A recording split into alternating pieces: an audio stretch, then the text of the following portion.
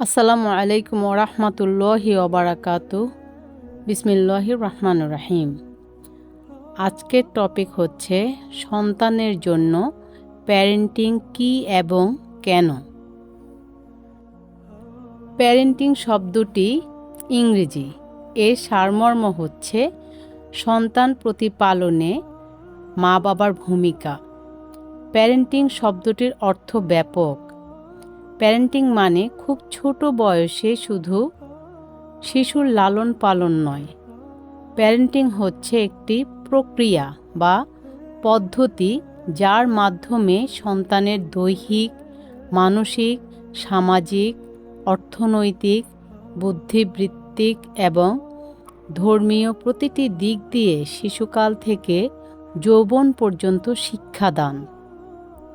প্যারেন্টিংয়ের মূল দায়িত্ব সাধারণত পালন করেন জন্মদাত্রী মা এবং বাবা, কিন্তু তারপরও নিকট আত্মীয় স্বজন যেমন বড় ভাই বোন, খালা খালু, চাচা চাচি, মামা মামি, দাদা দাদি, নানা নানিরাও প্যারেন্টিংয়ের কাজটি করতে পারেন।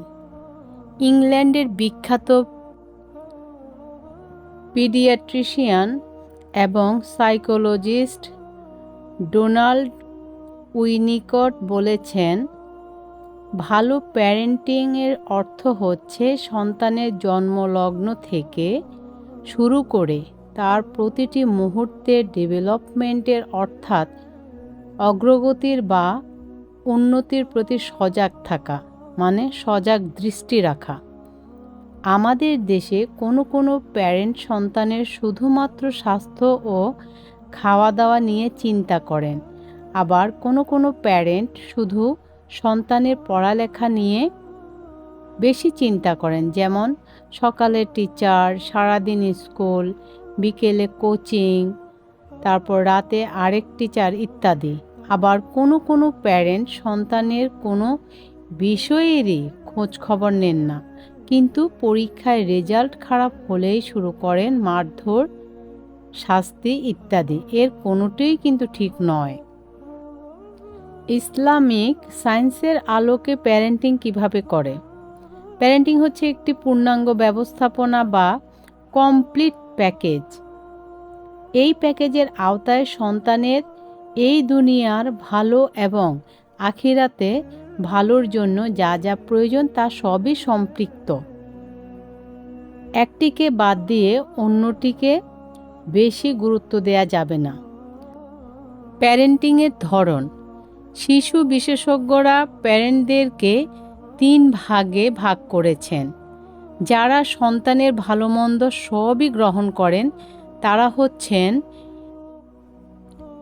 ইকুয়ালিটেরিয়ান বা সাম্যবাদী প্যারেন্ট।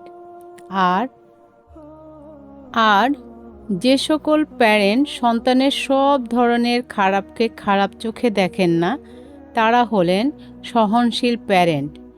আর যে সকল প্যারেন্টরা সন্তানদের ভালো মন্দ বিষয়গুলো খুব কড়াকড়িভাবে দেখেন তারা হলেন স্ট্রিক্ট প্যারেন্ট। শিশুদের ধরন।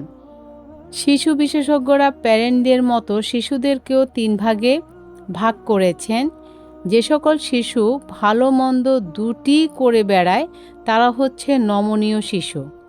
আর যে সকল শিশু প্রত্যেকটি ক্ষেত্রে মা বাবাকে খুব সহযোগিতা করে তারা হলো সহযোগিতাকারী শিশু। আর যে সকল শিশু একেবারেই মা বাবার কথা শুনে না তারা হচ্ছে অবাধ্য শিশু। মহান রাব্বুল আলামিন সবাইকে সঠিক জ্ঞান দান করুন, আমিন।